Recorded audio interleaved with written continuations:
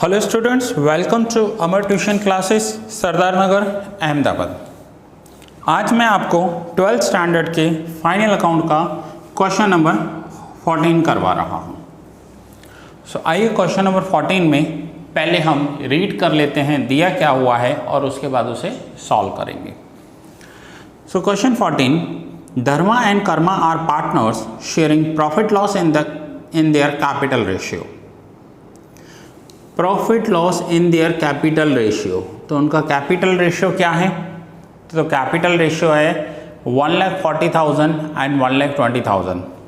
तो अब इनका प्रॉफिट शेयरिंग रेशियो क्या हो जाएगा? प्रॉफिट या लॉस शेयरिंग रेशियो, तो यहाँ पर देखिए वो प्रॉफिट लॉस रेशियो ही मिसिंग दिया हुआ है।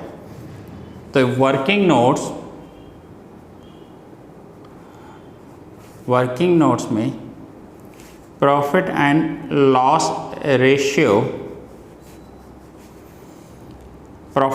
रेशियो धर्मा कर्मा, मैं हमेशा शॉर्ट फॉर्म यूज़ करता हूँ, आपको पूरा लिखना है। धर्मा कर्मा 1,40,000 एंड 1,20,000। ज़ीरो निकाल दूँ तो बचेंगे 14:12। 2 का टेबल लगाते हैं तो 7 जा 6 जा, तो ये हो गया इनका प्रॉफिट लॉस शेयरिंग रेशियो। ये हमेशा आपको जो पार्टनर का करंट अकाउंट है उसके ऊपर फर्स्ट लाइन में लिख दीजिएगा यहाँ पर, ठीक है। 7:6। From the following information prepare their final accounts. अब उनका फाइनल अकाउंट बनाना है। नाउ सबसे पहले मैं क्या आपको करवाता हूँ कि क्वेश्चन नंबर 14 है, सबसे पहले बेस्ट होगा कि आप इसे नोट डाउन कर लो। तो ये रहा आपके सामने ट्रेडिंग अकाउंट, आप यहाँ स्क्रीनशॉट ले लीजिए और लेक्चर नोट डाउन कर लीजिए।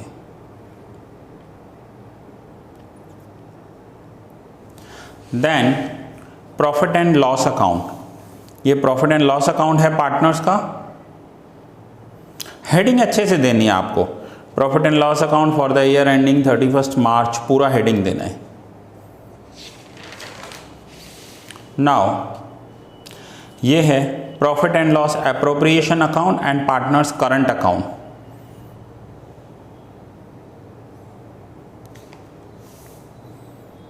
जल्दी से अपने बुक में नोट डाउन कीजिए। And finally balance sheet.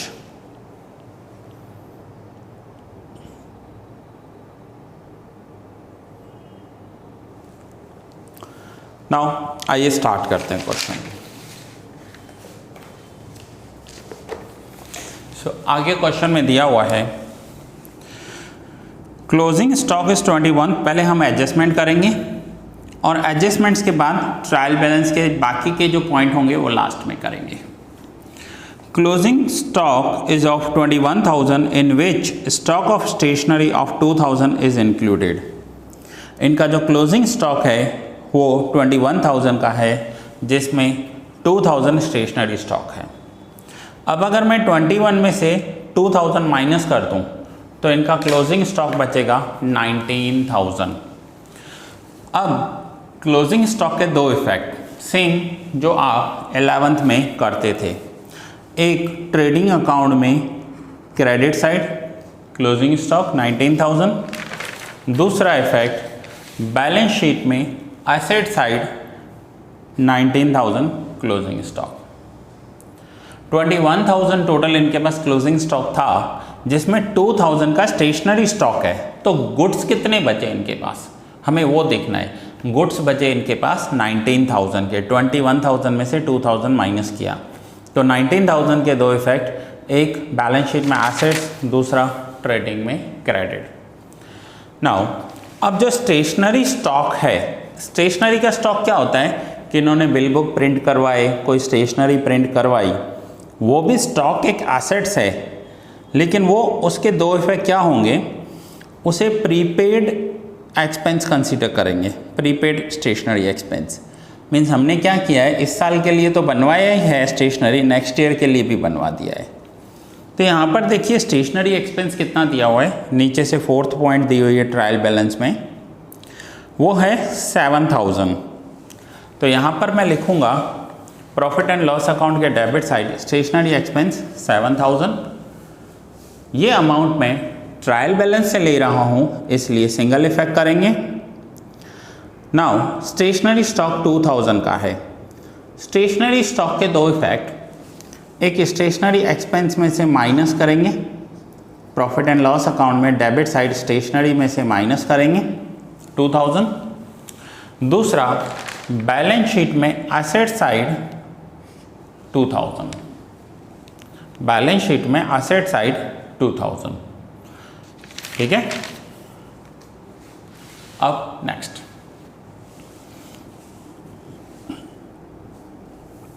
ये फर्स्ट एडजस्टमेंट हो गया हमारा। Next is on machinery depreciation rate is to be increased up to 10%। इस वर्ड के नीचे अंडरलाइन कर दो, इंक्रीज्ड अप टू 10%। देखो, एक मैं आपको बात बोल रहा हूँ कि मशीन पर 10% डेप्रिसिएशन कैलकुलेट करना है, तो ये एक सिंपल पॉइंट हुआ। अब मैं बोल रहा हूँ कि मशीन पर 10% तक डेप्रिसिएशन इंक्रीज करना है, मीन्स अप टू 10% करना है। इसका मतलब है कि इन्होंने पहले ज़रूर डेप्रिसिएशन कैलकुलेट किया होगा और वो 10% के बदले हो सकता है किसी लोअर रेट पर, दैट मीन्स 9%, 8%, 7% या 5% किसी भी लोअर रेट पर कैलकुलेट किया होगा। और अब इन्हें रियलाइज हो रहा है कि मशीन का डेप्रिसिएशन इंक्रीज करना चाहिए। अब जब भी ऐसा पॉइंट क्वेश्चन में दिया हुआ होगा तो आपको मशीन के साथ मशीन का डेप्रिसिएशन ट्रायल बैलेंस में ही दिया हुआ होगा। आप देखिए, मशीन दिया हुआ है और मशीन के साथ उसका डेप्रिसिएशन भी दिया हुआ है। अब इस कंडीशन में आपको क्या करना है, सबसे पहले आपको मशीन की वैल्यू एसेट्स में लिखनी है। बैलेंस शीट में एसेट साइड मशीन 71,760 प्लस जो ओल्ड डेप्रिसिएशन है वो आपको प्लस कर देना है। ओल्ड डेप्रिसिएशन प्लस कर देना है। क्यों करना है? क्योंकि इन्होंने मिस्टेक से कम वैल्यू पर डेप्रिसिएशन कैलकुलेट किया होगा। अब ओल्ड डेप्रिसिएशन प्लस कर दिया, सो 71,760 में ओल्ड डेप्रिसिएशन प्लस हो गया तो वैल्यू आ गई 78,000। ओल्ड डेप्रिसिएशन यहाँ ट्रायल बैलेंस में आपको मशीन के नीचे ही दिया हुआ है, डेप्रिसिएशन ऑन मशीन। और ये ओल्ड डेप्रिसिएशन इसलिए है क्योंकि ये आपको ट्रायल बैलेंस में दिया हुआ है। अब वैल्यू हो गई 78,000। अब इस 78,000 में से माइनस करेंगे 10% डेप्रिसिएशन 7800 एंड जो अमाउंट होगा वो आउटर कॉलम लिखेंगे। अब ये जो डेप्रिसिएशन था जो 10% पर कैलकुलेट किया, ये न्यू डेप्रिसिएशन है, ये न्यू डेप्रिसिएशन है। और इसका second effect profit and loss account में डेबिट साइड करेंगे हम। ये रहा डेप्रिसिएशन 7800। सो फिर से एक बार पॉइंट बता रहा हूँ, जब भी आपको बुक में ओल्ड डेप्रिसिएशन दिया हो ट्रायल बैलेंस में और नीचे ऐसी वर्डिंग यूज़ की गई हो कि इंक्रीज़ करना है, तो उसका मतलब है कि ओल्ड डेप पहले प्लस कर दो, फाइनली जो अमाउंट आए उसमें से जो परसेंटेज दिया गया है आपको वो माइनस कर दो और इसके दो इफेक्ट कर दो। ठीक है। Third point, credit sales of 1000 is recorded in the purchase return book by mistake.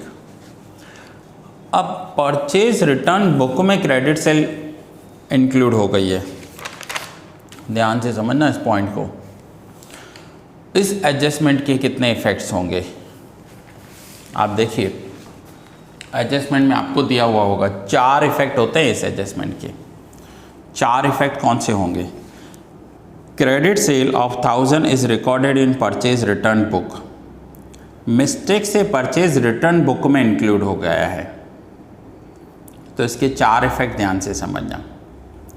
एक फर्स्ट इफेक्ट क्रेडिट सेल है, तो सेल्स में प्लस,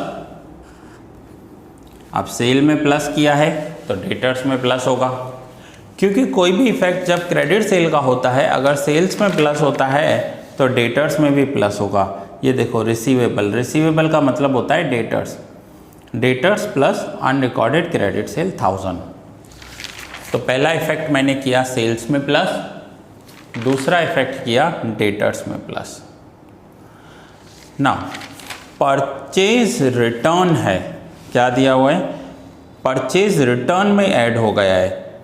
सेल्स क्रेडिट सेल था, परचेज रिटर्न में हो गया है ऐड। परचेज रिटर्न यानी हमने मिस्टेक से गुड्स बाहर गए हैं, हमारे प्रीमाइसिस से गुड्स बाहर गए हैं लेकिन वो सेल होकर गए हैं और हमने परचेज रिटर्न में लिख दिए हैं। सो परचेज रिटर्न में से कैंसिल करने के लिए क्या करेंगे, एक इफेक्ट परचेज में प्लस और दूसरा इसका इफेक्ट होगा क्रेडिटर्स में प्लस।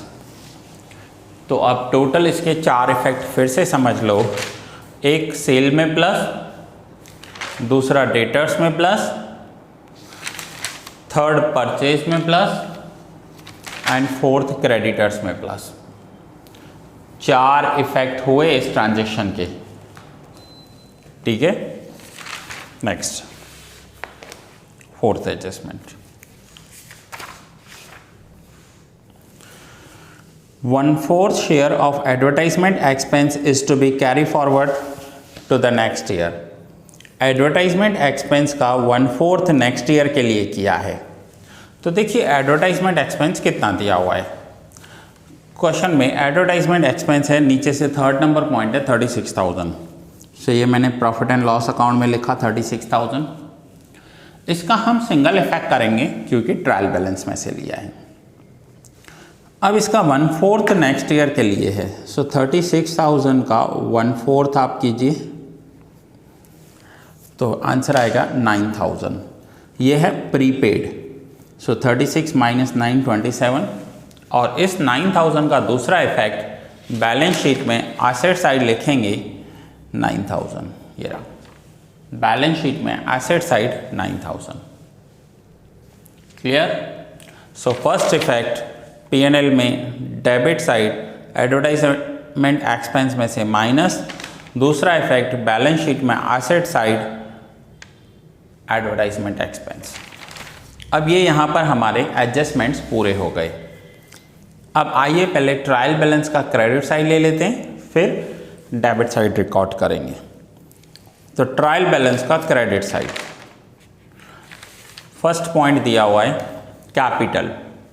अब अगर करंट अकाउंट दिए हैं तो कैपिटल तो फिक्स होगा दोनों का, धर्मा का 140, कर्मा का 120, टोटल 260। सीधा बैलेंस शीट में लायबिलिटी साइड लिख देना है। कैपिटल अकाउंट फिक्स्ड है, मीन्स इसमें कोई चेंजेस होने वाला ही नहीं है, ये फिक्स्ड ही रहने वाला है, इसीलिए तो इसे फिक्स्ड कैपिटल अकाउंट बोलते हैं। जो भी चेंजेस होंगे वो करंट अकाउंट में होंगे। उसके बाद है सेल्स 120, ये रहा ट्रेडिंग अकाउंट में credit side sales 120। Now goods return debit. अब यहाँ पर देखिए वर्ड पर मत जाइए डेबिट, यहाँ देखिए गुड्स रिटर्न है, क्रेडिट साइड दिए हुए हैं। परचेज डेबिट होती है और परचेज रिटर्न हम क्रेडिट साइड लिखते हैं। हम लिखते क्रेडिट साइड हैं बट उनका वर्ड यूज़ किया जाता है गुड्स रिटर्न डेबिट। ये आपको परचेज रिटर्न दिया हुआ है। तो सिंपली आपको समझना है कि गुड्स रिटर्न क्या है, तो परचेज डेबिट तो purchase return credit, and sales हमेशा क्रेडिट होता है तो सेल्स रिटर्न डेबिट साइड दिया हुआ होगा। ऐसे आप इजीली याद कर सकते हो। ये सिंपली 11th में हमने सीखा था, फिर से देख रहे हैं, फिर से दिखा रहा हूँ। परचेज ऑलवेज डेबिट, तो purchase return always credit. Sales में इसका उल्टा इफेक्ट होगा, sales always credit and sales return always debit. ये आप वर्किंग नोट्स में नोट डाउन कर लेना। सो ये जो 2000 दिए हुए हैं ये परचेज रिटर्न है। पेबल्स 79,000। पेबल का मतलब होता है क्रेडिटर्स। आप यहाँ पर अपने नोटबुक में या कहीं पर भी लिख दीजिए पेएबल, सप्लायर्स या क्रेडिटर्स, इन तीनों की मीनिंग एक ही होती है। पेएबल्स, सप्लायर्स या क्रेडिटर्स, तीनों की मीनिंग एक ही होती है। ये रही 79,000 प्लस 1,000 80,000। और डेबिट साइड लिखा हुआ है रिसीवेबल्स। रिसीवेबल्स, कस्टमर्स या डेटर्स, तीनों की मीनिंग एक होगी। रिसीवेबल, कस्टमर्स या डेटर्स, तीनों की मीनिंग एक ही होगी। ठीक है। सैलरी आउटस्टैंडिंग 700 लाइबिलिटी है। लॉन ऑफ धर्मा 30,000 लाइबिलिटी है। अब ये धर्मा कौन है? पार्टनर है, तो पार्टनर का इंटरेस्ट देखना पड़ेगा हमें। क्या कहीं डेबिट साइड कोई इंटरेस्ट दिया हुआ है? अगर नहीं दिया हुआ है तो पार्टनर को as per Indian Partnership Act interest on loan देना पड़ेगा। कितना देना पड़ता है इंटरेस्ट ऑन लोन? तो वो होता है 6%। तो आइए पहले हम इस पे कैलकुलेशन कर लेते हैं कि इसका 6% कितना होगा।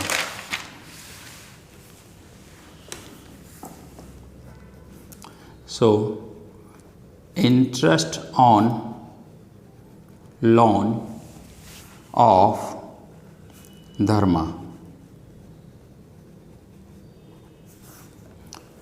Interest on loan of Dharma, कितना इंटरेस्ट है? 30,000 इंटू 6%। डेट नहीं दिया हुआ है इसलिए हम पूरा लिखेंगे 6%। सो 1800 इंटरेस्ट ऑन लोन धर्मा को मिलना चाहिए। अब हम डेबिट साइड देखेंगे कि इंटरेस्ट ऑन लोन कितना दिया हुआ है। तो डेबिट साइड नहीं, देखिए 1200 दिया हुआ है interest on loan.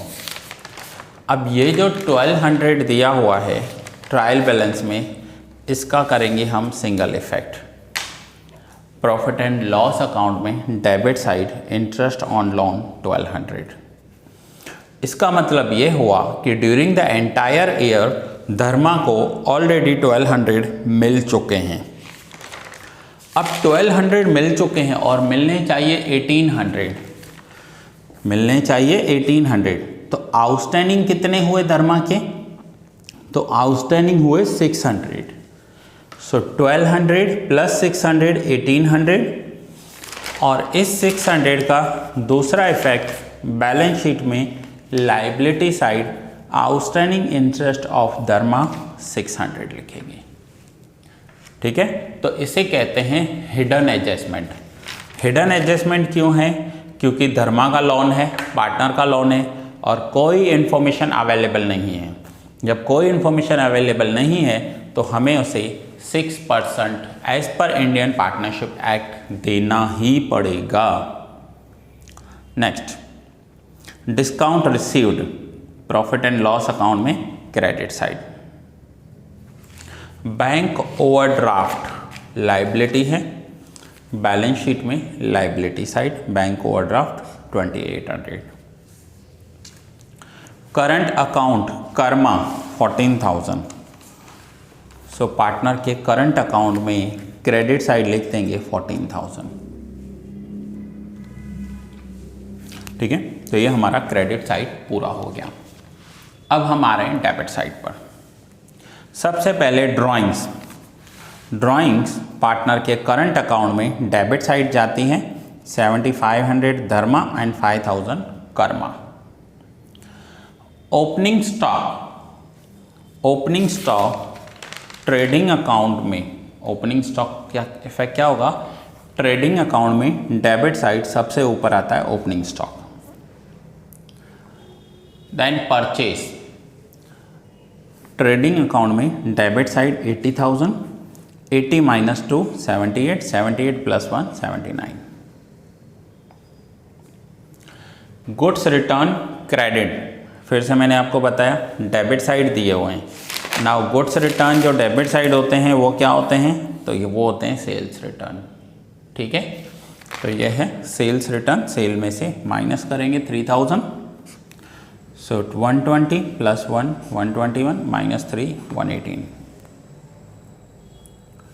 Receivables 27,800 receivables हैं, ये डेटर्स होते हैं।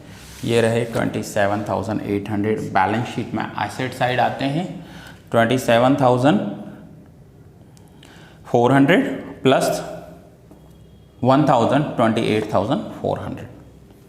27,400 प्लस 1,000 28,400।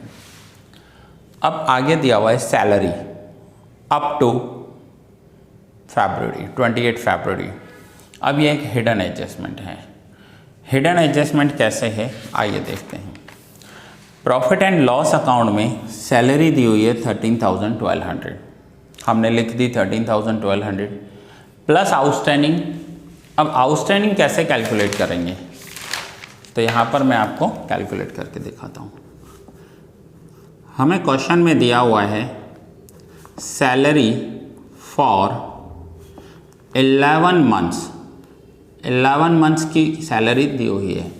11 मंथ्स की क्यों दी हुई है, क्योंकि फरवरी तक सैलरी दी है इन्होंने। क्वेश्चन में क्या लिखा हुआ है, फरवरी तक। और कितनी सैलरी दी है, तो 13,200 सैलरी दी है।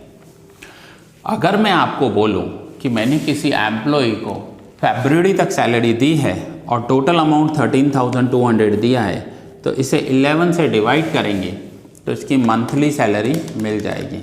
सो 13,200 डिवाइड बाय 11, तो ये आंसर आ जाएगा 1200। ये हो गई इसकी मंथली सैलरी। अब फरवरी तक दे दिया है, दैट मीन्स मार्च की सैलरी बाकी है। फिर से बता रहा हूँ, फरवरी तक दे दिया है, दैट मीन्स मार्च की सैलरी बाकी है। सो यहाँ पर लिखा है 1200 आउटस्टैंडिंग सैलरी ऑफ मार्च।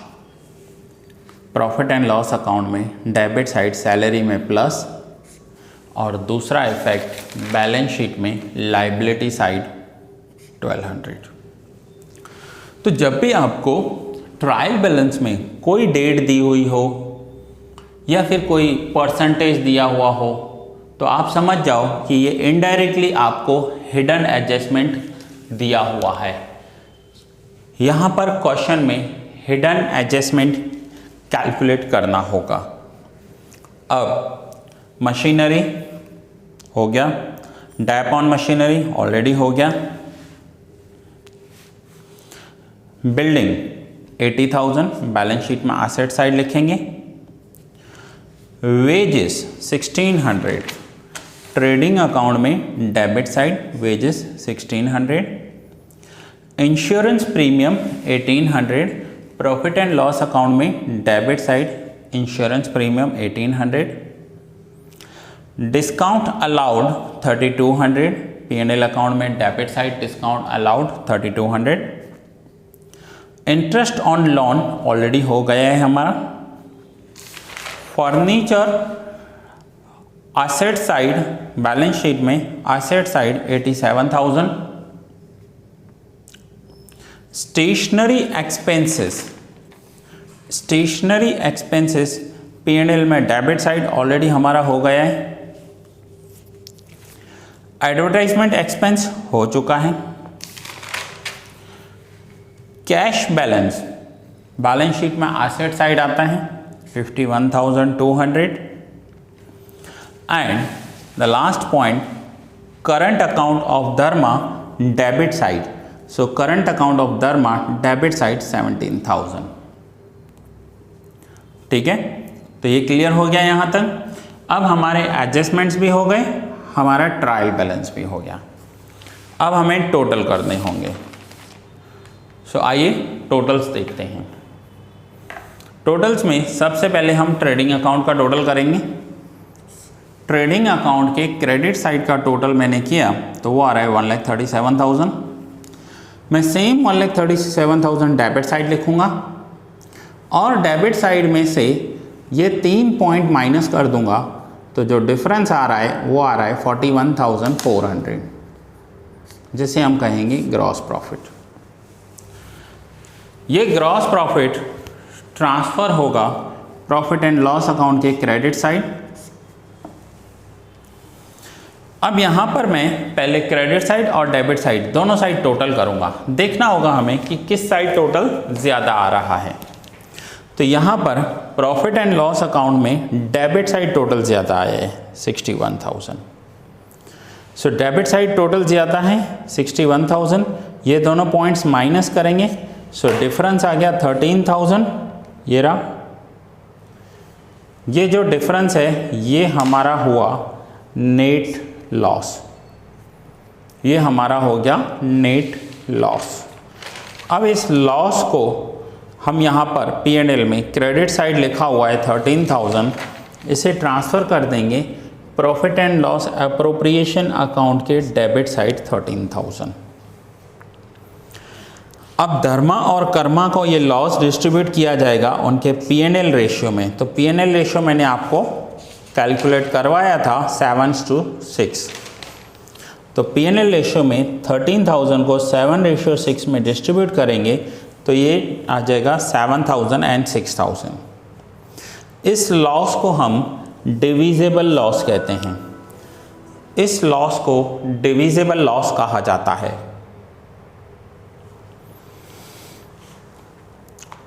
इसे हम ट्रांसफ़र करेंगे profit and loss account, partners के profit and loss appropriation account में से ट्रांसफ़र करेंगे पार्टनर्स के करंट अकाउंट में लॉस।